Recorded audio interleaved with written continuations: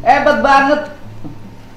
Bela orang yang sudah dituduhnya luar biasa. Apa yang menjadi latar belakang? Baik, Pak Gubernur, terima kasih. Jadi saya tuh Pak Gubernur pada saat kejadian ditemukan mayat, saya lagi fokus nangani kasus pembunuhan oknum polisi terhadap pacarnya itu. Ya, saya datengin. Nggih. Kan saya datengin keluarganya. Ya, ke rumah. Yang Ya. nangkapnya kan satuan serse ini juga di Iya, ACB kan? terima kasih.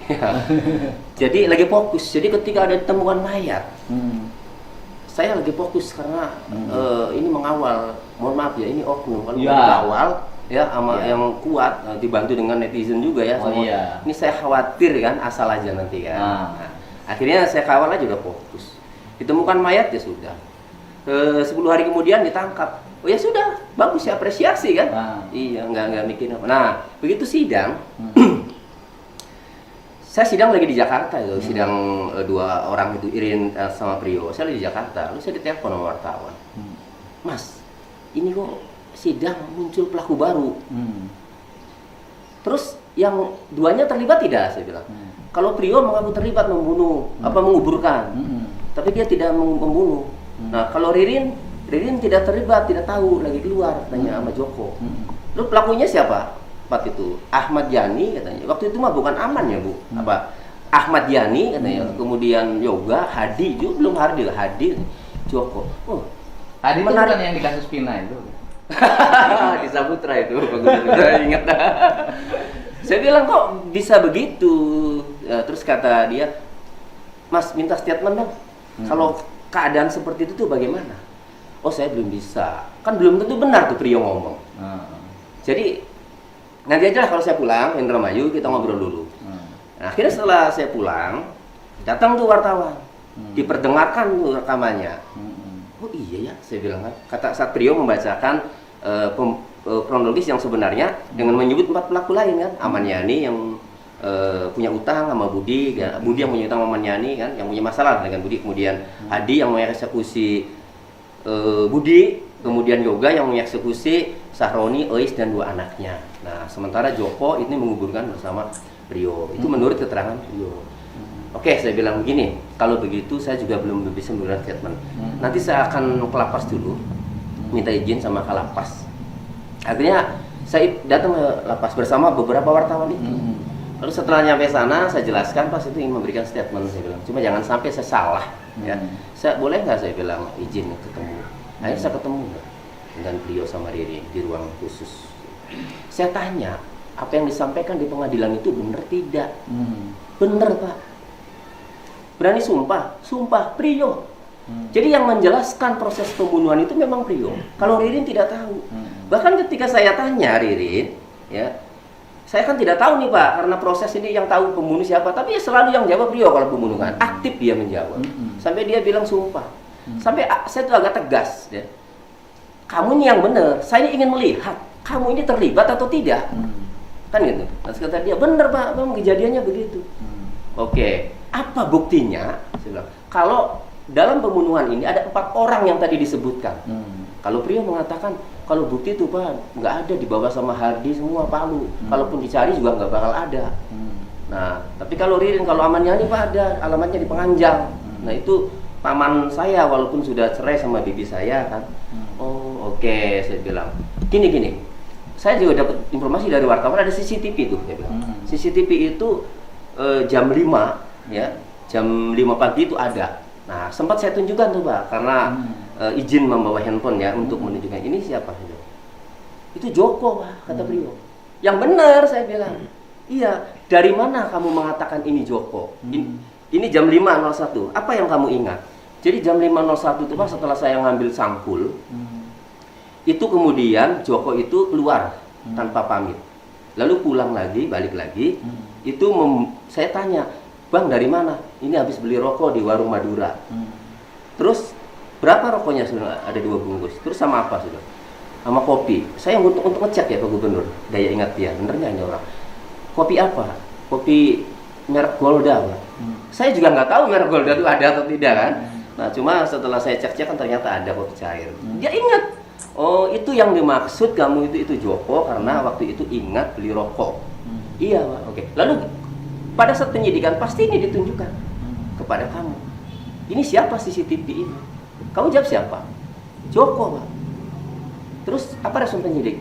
Saya digebukin malah jangan bawa-bawa orang. Udah kamu akui saja. Nah, jadi saya melihatnya nih, Pak Gubernur. Saya melihatnya dia ini mereka nih jujur, kemudian mampu menjelaskan ada bukti CCTV yang saintifik, yang bukan Priyo, yang bukan Ririn, tetapi berarti ada orang lain di dalam rumah tersebut. Itu yang membuat saya kemudian menyelidiki lagi. Nah, kemudian kalau Ahmad Yani juga meskipun orangnya nggak ada, tetapi ini sosoknya ini ada, orang maksudnya ada alamatnya, ada mantan istrinya kan. Kalau Joko ada nggak alamatnya? Nggak tahu dia. Hardi ada alamatnya nggak? Hardi nggak ada alamatnya. Terus satu lagi? Yoga. Berarti yang jelas ada alamatnya adalah hanya Ahmad Yani. Ahmad Yani. Ya, nah dalam dari 4 yang dituduh itu, iya, yang dianggap terlibat, ya, betul, versinya Ririn, versi Priyo. Versi Priyo. Iya, kalau Ririn itu tidak tahu Hadi, tidak tahu Yoga. Oh. Kalau Ririn itu tahunya itu Ahmad Yani sama Joko. Oh. Ya, silakan. Tapi Jokonya nggak ada. Joko nggak ada, tidak tahu dia. Jadi yang ada hanya Ahmad Yani. Ahmad Yani. Ada orangnya, ada Ya, alamatnya, ada statusnya ya. betul. Joko hanya terekam di dalam CCTV itu. Dan CCTV itu bisa dilihat dari postur tubuh, bukan Ririn, bukan Priyo. Ya. Disampaikan juga pernah tuh di persidangan, ya, saat Priyo menjadi saksi untuk terdakwa Ririn. Memang bukan Ririn, bukan Priyo, tapi sidang terakhir Priyo akui. Tetap saja kan posturnya berbeda. Intinya ini yang masih menyisakan adalah ada bukti saintifik CCTV, di mana CCTV itu bukan Ririn, bukan Priyo yang masuk jam 5 itu, tetapi ini dugaan pelaku lain. Inilah yang harus digali, Pak Gubernur. Nah, dari sisi aspek personal, siapa yang lebih pintar? Priyo apa Ririn? Priyo. Oh, yang lebih pintar? Iya, Ririn itu susah ngomongnya tuh. Ririn susah ngomong. Iya, Priyo tuh di persidangan aja jadi saksi itu dia jelas lantang dalam menyampaikan kepada saya aja, saya ada rekamannya pada saat masuk itu, ya. Itu jelas. Ini Ririn yang disetting oleh Priyo yang disetting oleh Ririn. Aduh, tidak tahu, Pak Gubernur, kalau soal kan ini para pemain ini. Saya tidak bisa menilai apakah mereka itu settingan atau tidak. Artinya gini loh, maksud saya di antara kedua orang ini kan bisa jadi asalnya kerjasama. Awalnya kerjasama ketika melakukan kejahatan kan. Ketika memasuki peradilan, bisa aja satu ingin bersama-sama, dua ingin saling menyelamatkan diri. Mana yang kira-kira punya otak untuk bisa, taruhlah misalnya Priyo dianggap ngarang akhirnya kan. Kalau hari ini kan sudah dianggap ngarang dalam pandangan Pak pengacara kan, Pak Tony kan, dianggap ngarang dong sekarang. Enggak, kalau saya tetap masih percaya cerita Priyo yang versi sekarang pertama. Enggak, bukan, yang pertama. Bukan. Dalam pandangan sebagai pengacaranya Ririn, pernyataan Priyo yang awal dianggap benar. Ya, yang menyebut 4 pelaku. Saya percaya, menyebut 4 percaya. pelaku. Ya, karena ada CCTV tadi. Tetapi pernyataan yang sekarang yang hanya pelakunya 2 orang itu dianggap ngarang. Saya melihatnya dia ada tekanan ya. Kalau dibilang yang ngarang bos bisa kan kalimatnya, atau tidak sesuai lah, tidak sesuai fakta. Atau melakukan imajinasi lain gitu. Ya, tepat. Untuk tidak bicara hal yang sebenarnya. Ya, kan gitu. Nah, kemudian kalau lihat kronologis kan metodologinya hampir sama nih.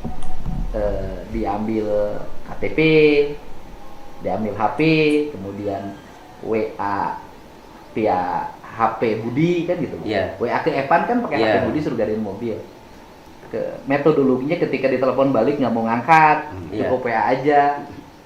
Kok sama metodologinya dengan pencairan uang Pak Khotib dengan ini? Dengan Pak Khotib dengan Ririn. Ya, begini. Yang pertama ada 2 berarti. Ini cocok logi Pak. Iya. Bukan penyidik. Iya. Kok metodologi yang dilakukan terhadap pembunuhan terhadap Budi menggunakan HP, kemudian meminta Evan gade mobil, tapi via WA ketika ditelepon balik tidak diangkat.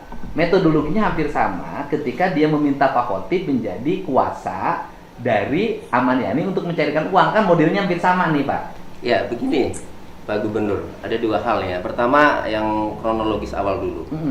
Jadi Ririn itu datang ke rumah Budi karena diminta oleh Budi, sebelumnya ketemu jam 7 jam 8-an ya. Diminta oleh Budi Jadi habis pulang dari rumah ibunya Ririn, Ibu Mastini di Poman. Itu jaraknya itu tidak jauh ya. Begitu pulang sama Prio di boncengan, lewat depan rumahnya Budi. Nah, di depan kios ada Budi. Ririn klakson. Nah, karena sama-sama dulu bekerja di outsourcing BJB itu. Nah, klakson tin. Nah, lalu Budi bilang, Ririn sini. Nah, balik lagi. Itu kata Ririn. Kata ya? Ririn dan kata Prio dua-duanya. Iya, Iya, pada saat saya ke lapas pertama kali itu. Iya. Nah, lalu ada Pak Bud. Nah, kata si Budi, Rin, kamu nanti jam 10, jam 11 kemari. Pak Aman Yani mau kemari mau nagih utang. Nah, akhirnya Ririn ya sudah insya Allah pulang. Tapi kalau Prio sebelumnya ya tanggal 28. Nah, tanggal 24 Agustus ya mundur sebelumnya itu Ririn itu ditelepon oleh Pak Aman Yani. Ketemu di Kulsim. Sama Prio datang, ditawari kerjaan proyek. Nah, di situ juga Ririn lagi utang, uang saya gimana? Ya udah nanti kalau udah ada proyek ini nanti kalau berhasil saya bisa bayar utang ke kamu kan. Karena Ririn ketika ditelepon itu nanyain uang saya mana ke Aman Yani, karirnya udah nyairin dana pensiun. Ya ini kan saya mau menceritakan versi Ririn dulu nih. Oh, versi Ririn. Iya. Mungkin tagihan uangnya banyak kan bisa aja kan. Iya, jadi Ririn mengatakan seperti itu. Nah, kemudian Pak Amannya jawab seperti itu, nanti kalau ada proyek beres nanti saya bisa bayar. Nah, kemudian Ririn disuruh beli pecel Lamongan tuh ke pokoknya ini kata Ririn ya? Iya, ini kata Ririn, menurut Ririn. Nah, lalu di situ ada Prio dengan Aman Yani. Prio ditawari, Prio kamu kerja belum? Belum, Pak Aman. Mau nggak nagih utang? Ya, terus kata Prio, mau, saya pernah kerja di Buana Kredit. Ya, nah gitu. Ya sudah, kalau mau saya kasih kamu ini handphone buat komunikasi dan uang 1 juta. Tapi jangan kasih tahu Ririn. Nah, udah, saya bilang ditanya dikasih tahu belum target yang ditagih itu siapa? Belum. Itu Pak Aman Yani ya? Iya. Nah, kemudian Ririn datang kembali membawa pecel bebek ya, Lamongan itu. Nah, 4 itu ya, 4 bungkus ya. Lalu kemudian si Pak Aman Yani ngambil 2 bungkus, yang 2 bungkusnya silakan buat Prio sama Ririn. Lalu pulanglah, naik mobil Pajero, di dalamnya itu menurut Ririn ada perempuan berkerudung. Pajero yang hitam itu? Pajero hitam. Yang KT itu? Ririn tidak menyebut si KT ya. Tapi kalau yang di ini kan nomornya KT kan? Iya, kalau itu Ega yang ngomong. Nomornya gimana Pak Jero? Jadi gini, Pak Gubernur, kan kalau misalkan lewat rumah aku itu ngelewatin rumah nenek dari papa kan. Jadi gang 10 dulu baru gang 11. Tadinya ini kan hanya dugaan saya. Tadinya saya nggak berpikir kayak ada hubungannya gitu. Jadi kayak aku kan ngobrol sama suami kayak, "Yang itu mobil siapa ya?" Maksudnya di Penganjang yang daerah kan terbilangnya itu mobil mewah kan Pak, jarang yang punya kan. Maksudnya itu mobil siapa ya gitu. Tadi nggak ada curiga. Pernah beberapa kali lihat tuh Pak. Pokoknya mobil itu diasumsikan itu sebagai mobilnya papa. Iya, karena ada korelasinya. Jadi sebelum papa pensiun dini yang bilang Innova itu dijual, punya cita-cita sama mama tuh mobil impiannya yang gede-gede gitu, antara Fortuner sama Pajero. Nah berarti kan pas aku lihat video Pak Tony kok cocok logi gitu. Cuman itu kan baru dugaan tuh Pak. Nanti kita cari mobilnya. Iya. Siapa gampang. Boleh. Iya Mbak, terima kasih. Ya, lanjut Pak Gubernur. Ya, jadi menurut Ririn naik mobil Pajero ya ada perempuan itu yang Ririn menduga istri barunya karena udah cerai kan. Itu 2000. Boleh lah. Nah, pulang lah udah. Ririn juga pulang, dimakan di rumah 2 pecelnya itu. Udah cerai, Bu. 2 hari kemudian, 26 Agustus 2025, Aman Yani telepon ke handphone yang dikasih inventaris itu, Pak Gubernur. Iya. Prio, kamu punya palu nggak? Punya. Pak Aman, buat apa sih? Buat nakut-nakutin. Ini kata Ririn ya? Kata Prio. Iya. Ini kalau kata Prio dan kata Ririn tadi ketemu di Kulcim. Nah, kalau ini Prio yang ditelepon. Ya. Ini cerita Prio. Nah, ada Pak Aman, buat apa sih? Buat nakut-nakutin. Yang cerita ini kemudian dicabut lagi di pengadilan. Iya. Nah, ada. Buat apa Pak? Buat nakut-nakutin kalau nagih aja. Yang besar apa yang kecil? Yang besar aja. Ya sudah. Akhirnya nanti ada yang ngambil kan. Akhirnya Prio masukin di tas, nongol kepanjangan, pegangnya. Ngabari lagi ke Pak Aman, kata Prio. Kepanjangan. Ya sudah, kamu ke tukang las. Cari kan. Akhirnya Prio ke tukang las, namanya Anton Sudanto. Udah diperiksa juga tuh Anton Sudanto di pengadilan mengenai motong gagang palu itu. Nah, setelah dipotong, kemudian nelpon Aman Yani, ini sudah ketemu di mana? Kata Aman Yani ketemu di Dayung, di Bojong Sari tuh Pak Gubernur. Nah, akhirnya datang ke situ. Nah, lalu telepon lagi, ya sudah Sherlock di Sherlock. Tidak lama datang, dua orang ngambil, ternyata bukan namanya Nyani. Belakangan diketahui namanya Hadi sama Joko. Ya, berarti baru ada 3 nih namanya Nyani, Hadi, Joko kan itu. Nah, sudah pulang. 28 Agustus 2025, Ririn sama Prio tadi nyambung ke situ. Main ke rumahnya Ibu Mastini, ibunya Ririn, berdua pulang tadi lewat rumah Budi. Nah, lalu kemudian di kiosnya Budi itu tadi Budi Ririn klakson, Budi manggil, puter balik, lalu ada Pak Bud. Nah, kata Budi nanti malam jam 10 jam 11 kemari ya. Soalnya ada Pak Aman mau datang kemari mau nagih utang. Nah, saya tanya sama Prio, kamu dikasih tahu belum target yang ditagih itu siapa? Belum, Pak. Ya. Sampai Budi ngomong ada ngomong sama Nyani tuh, jadi ya kamu juga disuruh nagih utang kan oleh Aman Yani. Budi ngomong ada Aman Yani mau datang mau nagih utang, udah nyangka belum? Kalau nyangka sih iya Pak, cuma kan saya belum ditugasi untuk nagih utang ke Budi. Akhirnya udah pulang. Jam setengah 11, Prio sama Ririn naik motornya Sela istrinya datang lagi tuh ke rumah Budi sesuai pesanan Budi. Jadi Ririn datang atas permintaan Budi, Prio datang ini atas tugasnya Aman Yani nagih utang. Karena saat datang Prio mau di perjalanan, Prio SMWA ke Aman Yani, Pak saya mau ke rumah Budi sama Ririn diminta oleh Budi. Lalu Aman Yani bilang ya udah gitu aja. Nah udah nyampe di rumahnya Budi, di dalam rumah Budi sudah ada Aman Yani sama yang namanya Joko. Nah, lalu di situ ngobrol-ngobrol, kemudian Joko keluar mau ke asrama penganjang. Lalu Aman Yani nyuruh Ririn, kamu temenin Joko sana ke asrama penganjang susul. Ririn tuh Pak Gubernur sempat nolak karena tidak akan nyangka terjadi pembunuhan, sehingga dia ngomong gini, sama Prio aja keluarnya. Tapi kata Aman Yani, sudah sama kamu aja. Dalam hal itu, kalau Aman Yani punya niat pembunuhan, berarti masih sayang sama Ririn agar tidak tahu pembunuhannya gitu. Akhirnya karena diminta sama Aman Yani, Ririn akhirnya keluar sama Joko. Nah, sebenarnya prosesnya panjang, tapi singkat aja ya. Nah, kemudian kata Prio, ini Prio ya, setelah Ririn pergi berarti Prio nih yang tahu. Kata Prio, Aman Yani sudah nagih utang 120 juta kepada Budi. Kalimatnya sampai saya tanya untuk mengingat ini benar atau tidak. Bagaimana saya bilang kalimatnya? Nagih 120 jutanya, kemudian Budi mengatakan tidak ada utang habis. apa itu 120 juta? Utang itu sebenarnya awalnya 150 juta menurut Ririn. Bulan Mei 2025, 3 bulan sebelum kejadian, Ririn ditelepon Aman Yani, Rin, batu resirakah? Duit utang nih kita. Teman kamu tuh, teman kerja di outsourcing BJB itu, jadi sama-sama satu outsourcing itu. Batu resirakah? Duit utang nih kita, teman kamu tuh punya utang ke saya. Ayo tagih kamu bantu. Akhirnya Ririn kita ketemu di rumah Budi kata Aman Yani. Datanglah 3 bulan Mei itu ke rumah Budi. Nyampe rumah Budi, Aman Yani belum datang. Ngobrol sama istrinya, mana Budinya? Budi ada di sarang walet. Masuk aja masuk. Lalu Ririn ngomong ada Pak Aman Yani. Dia nggak ngomong apa-apa, cuma gitu. Oh ya udah ke ruang tamu. Di ruang tamu Aman Yani datang. Langsung Budi ngambilin uang 30 juta. Diserahkan kepada Aman Yani. Nah, lalu Ririn balik. Ini juga terungkap Pak Gubernur di persidangan.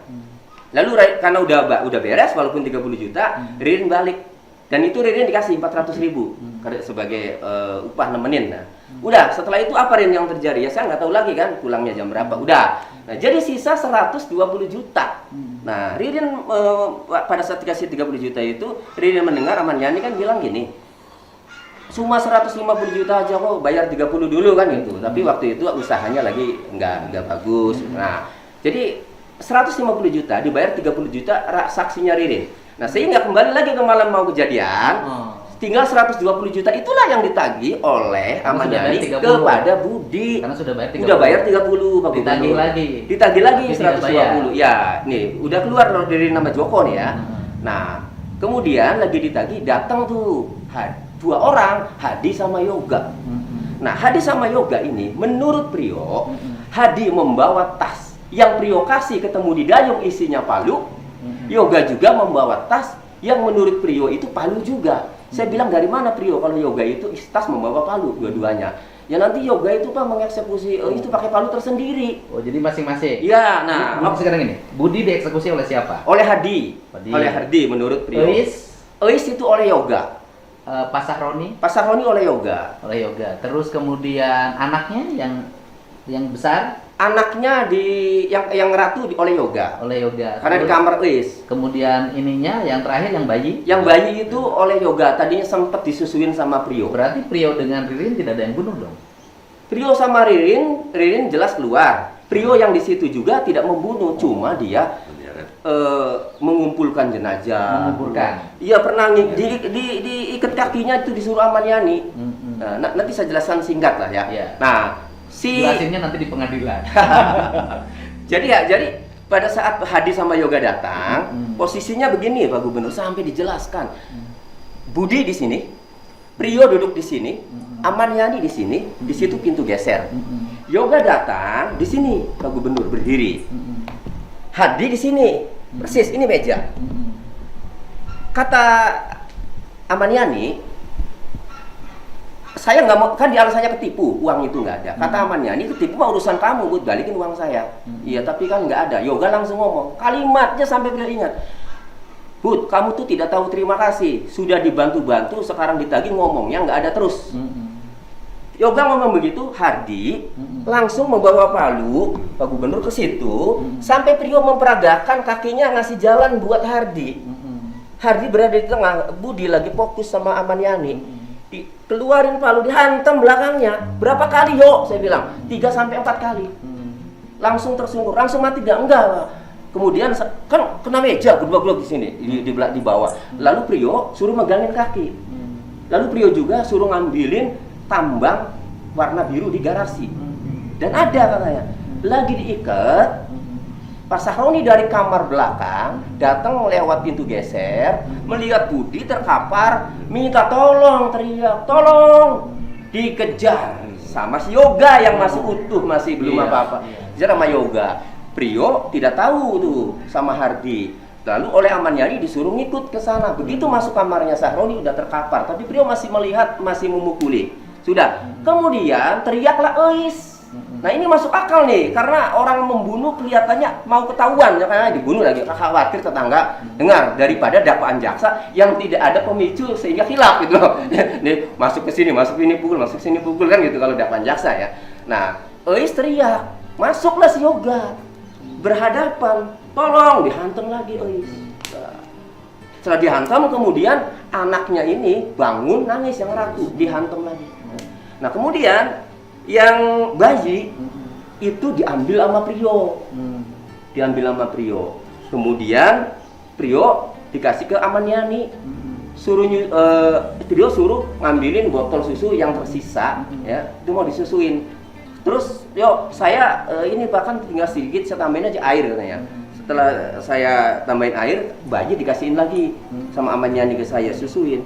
Tapi masih nangis terus. Yoga ngomong, kamu bisa nggak sih diemin bayi? Diambil lagi sama si Yoga bayi itu, dibawa ke kamar mandi, dilelepin oleh Yoga.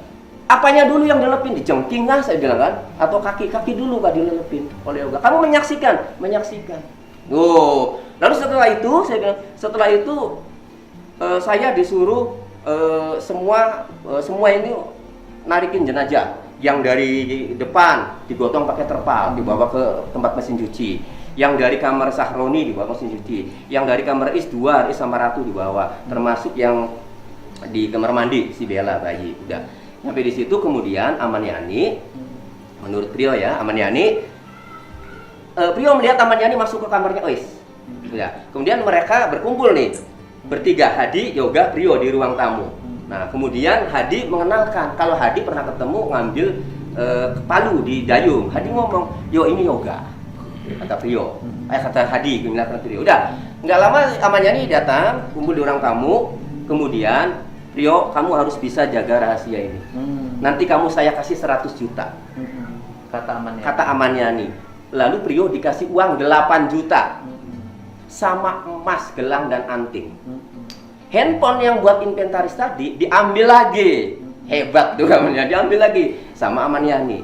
Kemudian Amaniani, Hadi, dan Yoga pergi. Nah, setelah pergi, sudah Prio sendirian di situ.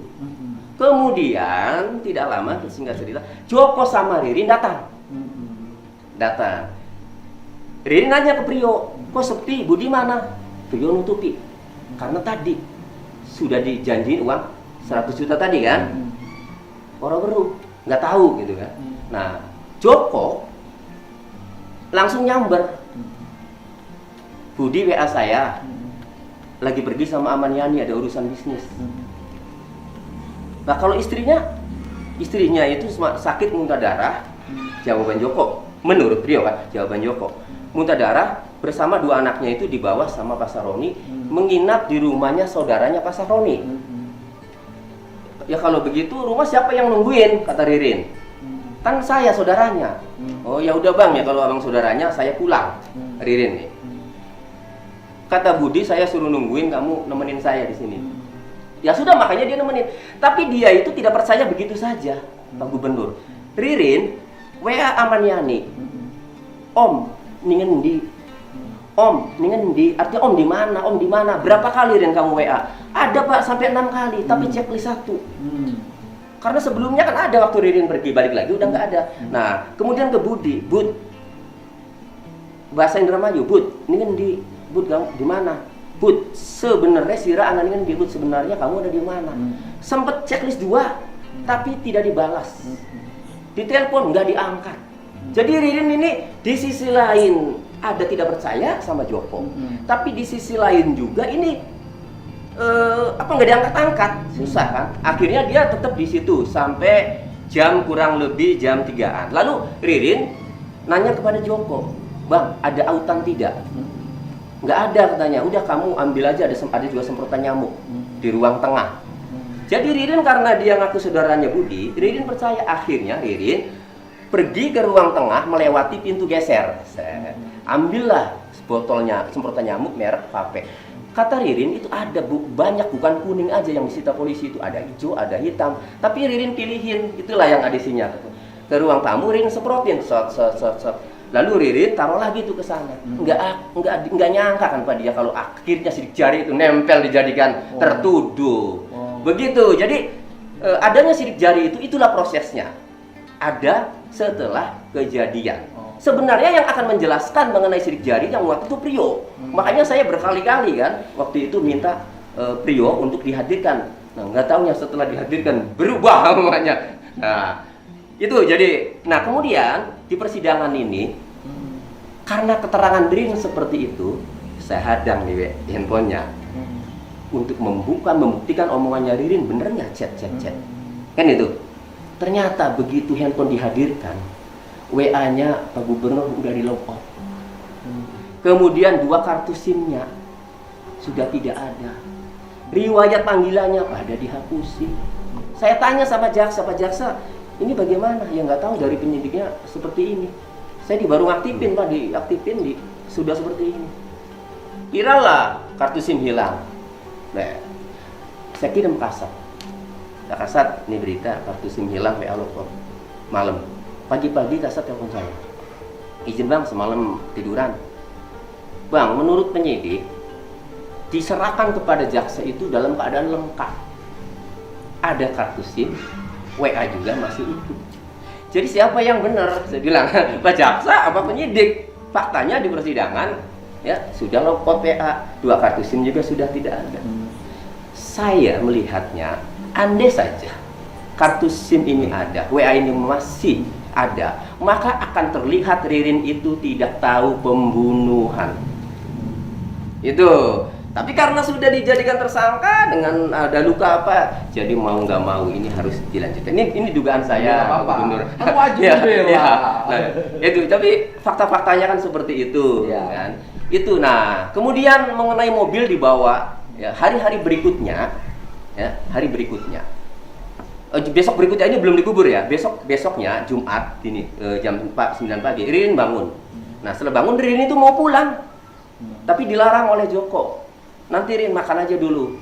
Nah, akhirnya jam 11:30 Prio disuruh beli makan oleh si Joko. Menurut si Prio kan, dibilang Joko sambil suruh jualin emas.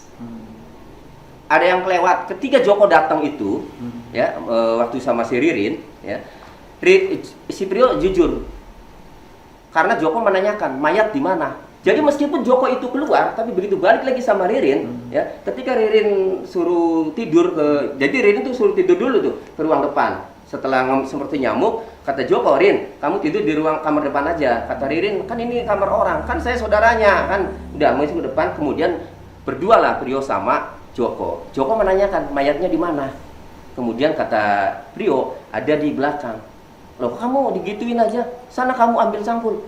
Kata si Joko kepada Prio. Tapi Prio jujur, bang, saya dikasih uang 8 juta sama emas. Uangnya buat kamu, kata si Joko itu buat Prio, emasnya diambil.